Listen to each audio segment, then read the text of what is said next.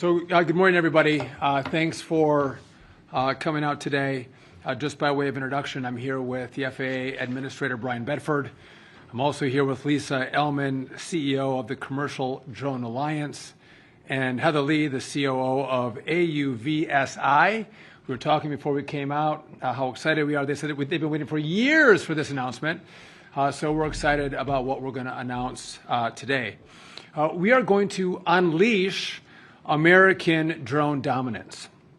So President Trump not long ago introduced an executive order to make sure that the cabinet put this issue on the forefront, to make sure that we lean in to our airspace when it relates to drone technology. And the problem we have is that on the consumer drone market, China controls 90% of this market. And the problem with that is we're turning over our skies to one of our main adversaries. Huge problem, and it's going to happen no longer. Now, the issue hasn't been that America just can't innovate, America can't create, America can't build amazing drone technology. It's that we've had a bureaucracy in place that makes it incredibly difficult for innovators to actually innovate, which is why we're here today. This department, along with the FAA, understands how important unmanned aircraft systems are for the 21st century. It's going to change the way that people and products move throughout our airspace. And again, so you may change the way you get your Amazon package. You may get a Starbucks cup of coffee from a drone. The way you get your products will fundamentally change. But what's even more important than that is the impact that it's going to have on manufacturing, on farming, on energy production, filmmaking, medical delivery. Industry needs this rule to make sure they can use this technology that's going to allow them to do business more efficiently and effectively. And I think it's only right that America lead, because we have led in aviation since the very beginning, from the Wright brothers to Chuck Yeager, Pan Am, TWA, the jet age, all American. We are now going to also lead in the drone space as well. And so what we're here to announce today, and Administrator Bedford is going to go into some more details, but we are announcing a new rule to normalize beyond visual line of sight, or BVLOS as it's called. Operators in the past would have to get individual waivers to operate these drones. Very complicated. They were issued on a case-by-case basis. And because of that complication, I don't think we saw the innovation that we should have in America.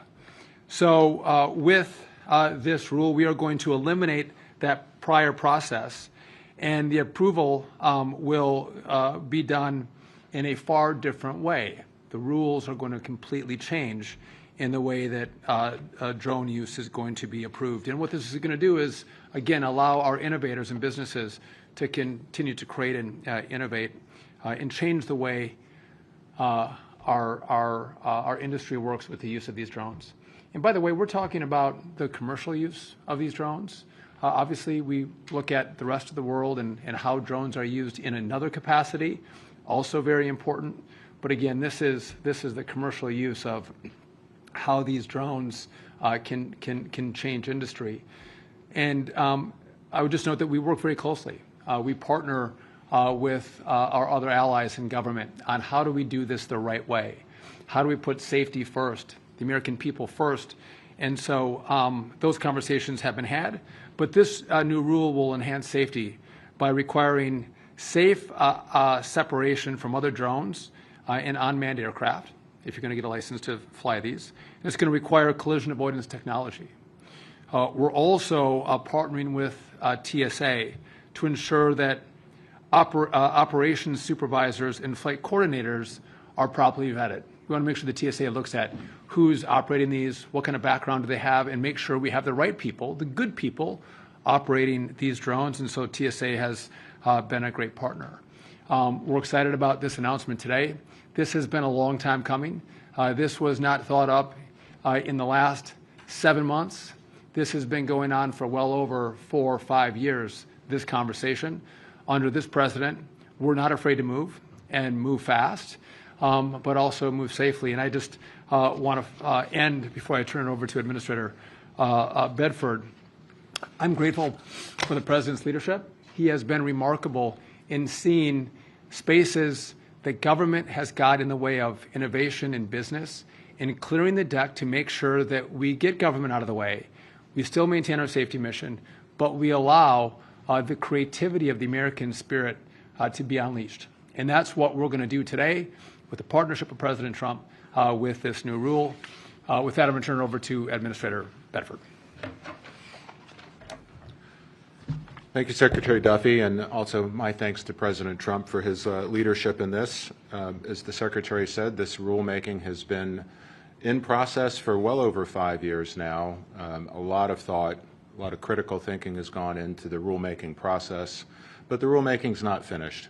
We have another 60-day sprint for industry-wide comments, which we'll then take into consideration.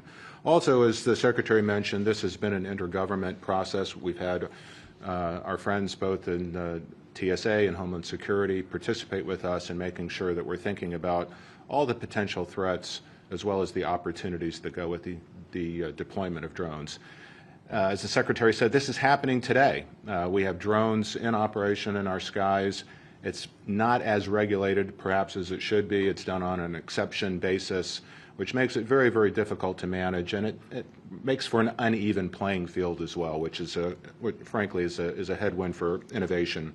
So finalizing these rules, when the President 2 months ago issued an executive order to bring this to the front of our thinking at FAA, the team at FAA reacted, I think, very professionally, and putting in a lot of late effort to bring this to the rule that we have today. So, again, my thanks to the team at FAA for all of their hard work. Of course, we want to make sure that drones are integrated into the NAS safely. You have a fact sheet that you can take with you that really outlines a lot of the technology that will be involved and the rulemaking that will continue to provide safe separation of manned and unmanned vehicles within the national airspace. So we feel very confident that we've got the rulemaking is anticipating the use of technology like ADS-B that will allow drones to see and avoid manned aircraft in the NAS, and also how we're regulating the operators that we will allow into the NAS through the use of drones. So again, this levels the playing field, brings tremendous innovation capabilities to our U.S. providers, less reliance on potentially the use of foreign products in our national airspace. Again, thrilled to be here today to share and answer questions with you on the BB loss. And also, again, thank you to the President and to Secretary Duffy for their leadership. Now let me turn it over to Lisa Ellman. She's the CEO of the Commercial Drone Alliance. Thank you. Good morning, everyone. I'm Lisa Ellman, the CEO of the Commercial Drone Alliance. We represent the leading innovators in the U.S. commercial drone marketplace. Thank you to Secretary Duffy, to Administrator Bedford, for inviting us to join you in marking this historic moment. Our industry has been waiting for this day for quite a while now, and we couldn't be more excited. The government and industry leaders gathered here today share a common goal: to bring the incredible benefits of drones to communities across the country. We all understand that pioneering these innovative aviation technologies is vital for our economy, for safety, for national security. Drones have become critical tools for so many Americans. Farmers save time and money spraying crops. Line workers safely inspect infrastructure. Police departments respond to emergencies more quickly. And patients gain easier access to medicines, all with today's drone technology. This industry is creating jobs and spurring economic growth for this country. Yet while the technology has rapidly advanced over the last decade, our regulatory framework in the United States has failed to keep pace. Drone operators must navigate a labyrinth of ill-suited regulations designed for crewed aircraft, placing an artificial ceiling on innovation and hampering progress. In the meantime, we've seen our global peers and adversaries surge ahead in the deployment of commercial drone technology. This is a threat to American security and aviation innovation. two areas where we have consistently led the world, and it underscores the urgent need for us to modernize our regulations to regain our competitive edge and safeguard our national interests. We're so grateful that the White House recognized these challenges in its recent executive orders on unleashing American drone dominance and restoring American airspace sovereignty. And today, we take the next step together in establishing American leadership in drone technology. With today's proposal, the domestic drone marketplace gains certainty about what business success will look like in this new era. Investors who sat on the sidelines can now see proof that the federal government indeed supports the use of this critical technology. And American communities nationwide can start benefiting from the next generation of aviation. The release of this proposal is a long-awaited milestone, but from the industry perspective, our collective work is just beginning. We will be working diligently over the next several weeks, the next 60 days, to provide our perspective and feedback as part of the rulemaking process. Our hope is that the final rule will accelerate the expansion of commercial and public safety drone operations throughout the United States, while enhancing the safety and transparency of the national airspace. Secretary Duffy, the Commercial Drone Alliance appreciates your leadership and prioritization of commercial drone integration efforts.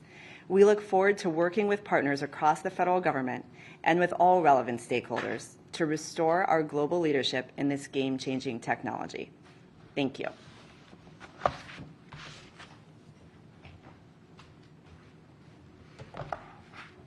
Good morning. Thank you to the Department of Transportation, FAA, TSA, and the White House for your leadership in delivering today's long-awaited draft rule and the broader effort to unleash American drone dominance.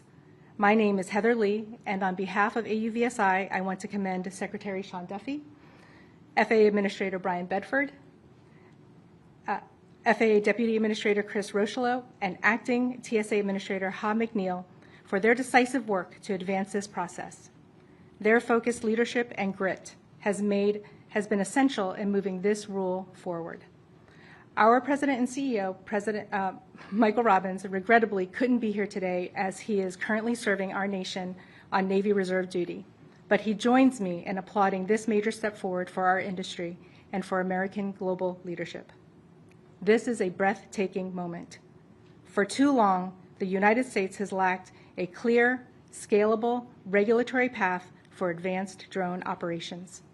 Today's draft rule begins to change that, showcasing the way forward to unlock the safe integration of drones into the national airspace that enhance public safety, transform commercial services, and create high-quality jobs. With this action, the U.S. is taking a meaningful step to reassert global leadership in advanced aviation. With timely finalization as set forth by both Congress in the FAA Reauthorization Act of 2024 and President Trump's Unleashing American Drone Dominance Executive Order, this rule will enable scaling of critical applications like infrastructure inspection, emergency response, precision agriculture, and beyond, advancing public benefit and safety and generating billions in positive economic impact. To help illustrate what this rule makes possible, our member company, Skydio, is conducting an indoor drone flight demonstration today here at DOT, followed by a remote operation flight of a drone on the other side of the country in San Francisco. These flights embody the very concept of beyond visual line of sight and show how policy directly enables innovation and advances safety. Following the good work that we and many of our members did during the BVLOS ARC, AUVSI and the drone industry looks forward to reviewing the draft in full and submitting substantive industry feedback in the weeks ahead. We stand ready to support the next steps in the effort to finalize the Part 108 rule. Today signals a powerful commitment to safety, innovation, and American drone dominance. Let's continue this moment. Thank you. So before I take your questions, just want to make a quick point here. So often technology evolves in government, rules and regulations don't evolve with it. And what you're seeing today is government coming up to speed with the evolution of this technology. And if we don't do that, there is no reason why we fall behind but for the fact that government can't respond in a timely fashion. Our industry can. We need our government to as well. I want to be clear, for us, the backdrop of this is always safety, making sure our communities and our people are safe as the opportunity for drone technology evolves and is deployed. I couldn't stand here and talk about drones in the airspace without talking about air traffic control, how important the modernization effort that's underway right now is to making sure that drones can be deployed, eVTOLs can be deployed. I want to thank the Congress and the President for the $12.5 billion down payment they gave us to start this process. The total we need is $31.5 billion, but we can start the process. What we are doing, Brian and I have had a lot of conversations. We believe setting this up right is going to save us months and years in the back end. And so we are going through that process now, thinking through how we deploy, how we contract, how we engage with the private sector to make sure this is done at the speed of President Trump, the speed of the private sector, and do it with the safety and the reputation of safety from the FAA. And so that is coming along very well. But again, all of this works together. It all flows together. Making sure these are deployed safely also relies on us re-envisioning all the other uses we're going to have in the NAS. So with that, we're happy to take any questions you may have for us. Yeah. Politico. Thanks for doing this. It mentions in the fact sheet certain aircraft could weigh up to 1,320 pounds. What's the certain aircraft part of this? Is that all drones or? It's simply trying to specify that there is a cap in terms of the total weight of both the aircraft and the payload. Some aircraft will obviously not hit that limit, but that is the upper end of the limit that can be certified under this rule. What's the current limit under the exemption process? Is it the same thing or is it higher? It's just ad hoc. So there's obviously 7 different drone testing facilities around the country right now. I think we've added 2 more under FAA reauthorization that we're currently evaluating. But right now, it's a very ad hoc process. Hi, Allie Versprell from Bloomberg. Also in the fact sheet, you talk about the drones being able to meet certain industry consensus standards rather than having to go through sort of the normal certification process. Are those standards, have they been set yet, or how soon, if not, how soon do you think they would? So the standards are expressed in the rule itself, so that'll be transparent soon. But again, the idea is to level the playing field here. So rather than policy by exemption, the policy is the policy, and the industry will be able to innovate with certainty versus the uncertain process we have today. Lauren Chang, Fox Business. I had a question on setting up a nuclear reactor on the moon. What challenges do you and the experts anticipate with that, and how critical is that we beat China in winning the second space race? I didn't think the moon was going to come up today. I wasn't prepared for that. You are the acting NASA administrator. And it didn't come from Politico, so that's wonderful. Listen, so this is not a new concept. This has been discussed under Trump 1, under Biden. But we are in the race. We're in a race to the moon, in a race with China to the moon. And to have a base on the moon, we need energy. And some of the key locations on the moon, we're going to get solar power. But this fission technology is critically important. And so we've spent hundreds of millions of dollars studying, can we do it? We are now going to move beyond studying, and we have given direction to go, let's start to deploy our technology to move to actually make this a reality. And I think the stat we have is it's a 100 kilowatt output. That's the same amount of energy a 2,000 square foot home uses every 3.5 days. So we're not talking about massive technology.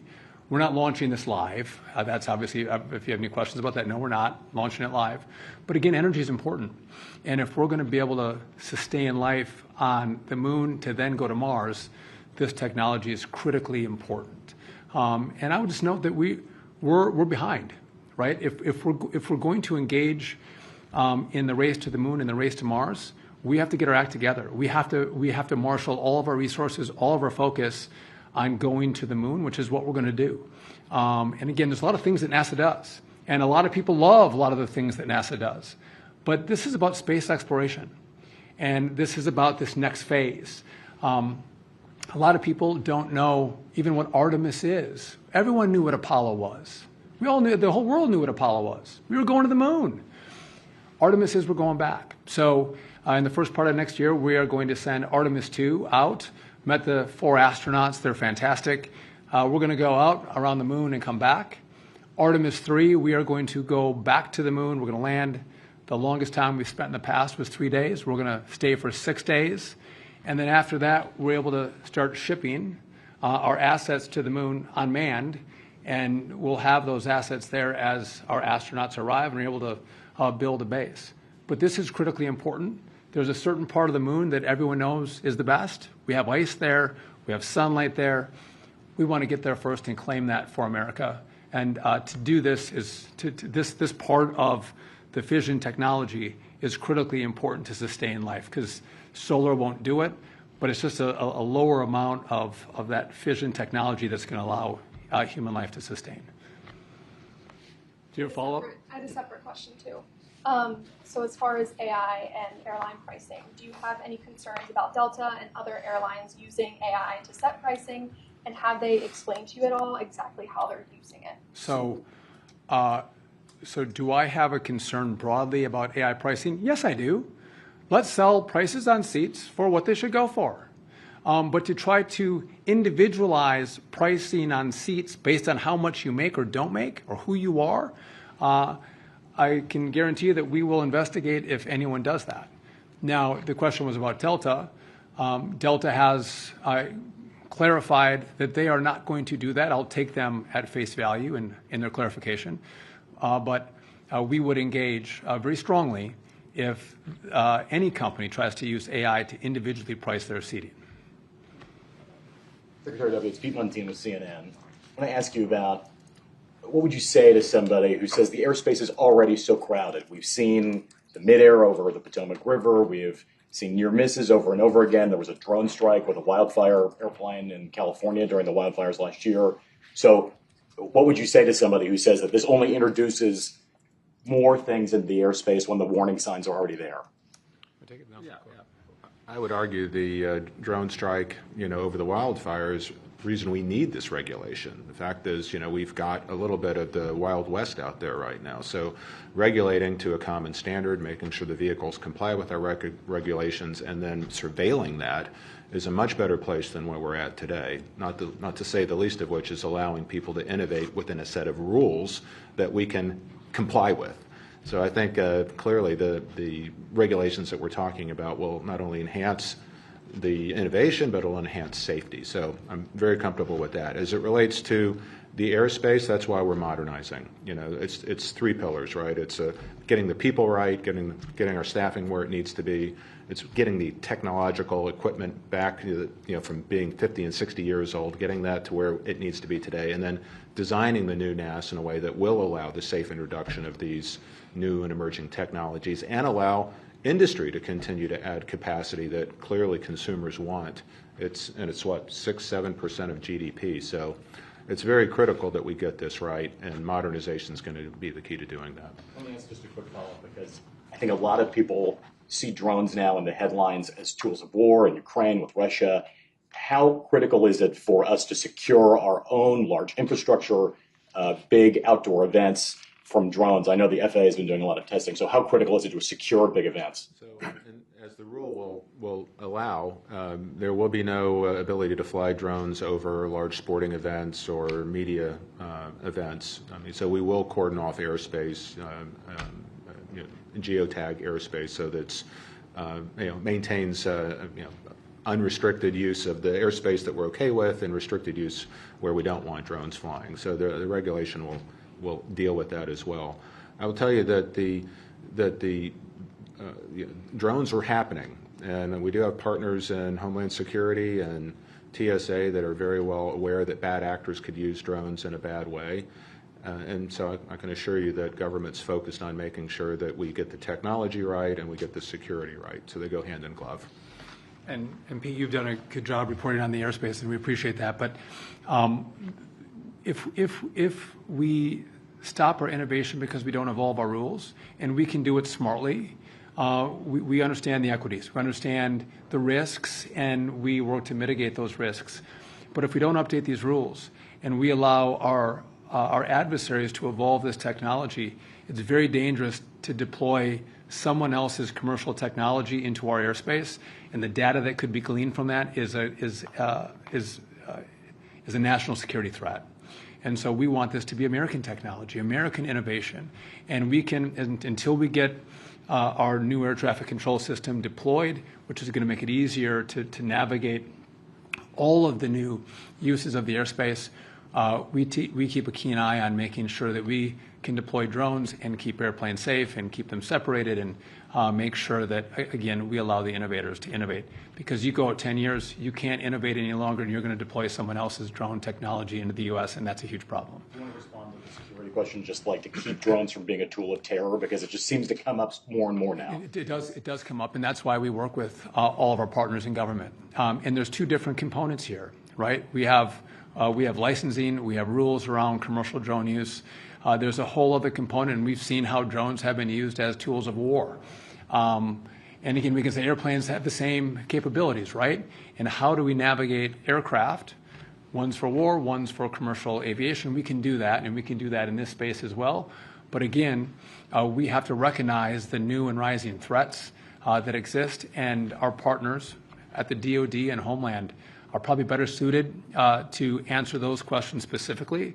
But we have partnered with them as we looked at the commercial side of this and how important this is, not just for innovators, for our industry, but also to make sure it's American technology. Thanks, Secretary. Brendan Collard, sitting with Gray Television. What do you think is a realistic timeline for an average American to be able to, drone deliver a DoorDash? And then, do you view the financial investment as the biggest hurdle or something else? What's happening right now in different communities across the country? You're getting a hot cup of coffee, you're getting a DoorDash, you're getting an Amazon package, it's happening in certain communities across the country. Listen, I do think communities have to have a say in do they want drone use in their communities.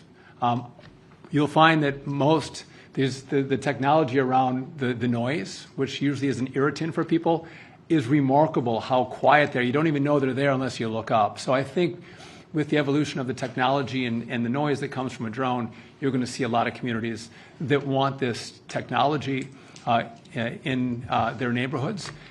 We also, if you take some Amazon trucks off the road, DoorDash delivery drivers off the road, that frees up our roadways. We see less congestion. There's a lot of benefits that come, less fuel burn. A lot of really good things can happen with this technology using the airspace in a different way. Yeah, I'll do one more. Thank you, and then we'll wrap up. Hi, Sarah Ploss with CBS News. I just wanted to ask really quickly about some of the issues and questions there have been about plane evacuations recently, and I'm wondering if you guys have any concerns with what you've seen. We saw people taking bags down a slide and things like that. Do we still think that the 90-second evac standard is realistic, and what concerns might you guys have about that? Well, first, we're very happy that there were no injuries or any adverse outcomes for the break fire with the American Airlines aircraft. So I will say we were all disappointed that many of the passengers on board did not respond to the flight attendant's request to evacuate timely. Grabbing bags, it's just wrong. We need to, whether the flight attendants are telling you to keep your seatbelts buckled to avoid turbulence injuries, or whether they're asking you, in these very, very rare occurrences that we have a situation like we saw in Denver, we need to listen to them. They are there for our safety. They're there for all passengers on board safety. We can't have somebody at the front of the line grabbing their overhead bags and keeping people in the back of the airplane from being able to safely evacuate. So we will be doing some education to make sure that it's clear that passengers on board not only have a obligation, but it's the right thing to do for everybody on board is to listen to the flight attendants and obey their instructions. If I'll double down on that. Again, everyone got off safely here, but I know Brian was incredibly disturbed, as was I. People grabbing their bags in a different situation, in a different environment, grabbing your bag could cost someone their life. And so again, your belongings in your carry-on bag aren't worth it. Leave it, get off the plane, and make sure everyone behind you can get off as well. Critically important. But also on the seatbelt front, again, maybe I'm a nerd. I don't think so. But unless I get up to go to the bathroom, I keep my seatbelt buckle when I fly, because you never know what's going to happen. And by the way, they're comfortable. I don't even know what I have it on. I think we just have to double down on safety rules on our aircraft and make sure people pay attention. And again, you never know what could come. And again, you're responsible for your safety, those flying with you, whether they're kids, but also everyone who might line up behind you. So again, leave your bags behind, keep your seatbelt buckled, and let's all fly safely. But the rules are in place for a reason. And again, I think we should all make sure that we follow them, because the consequence could be much different than the American airline will fire. So with that, listen, thank you all for coming out. We appreciate it. And we're still morning, so all have a good morning. Thank you. Thank you.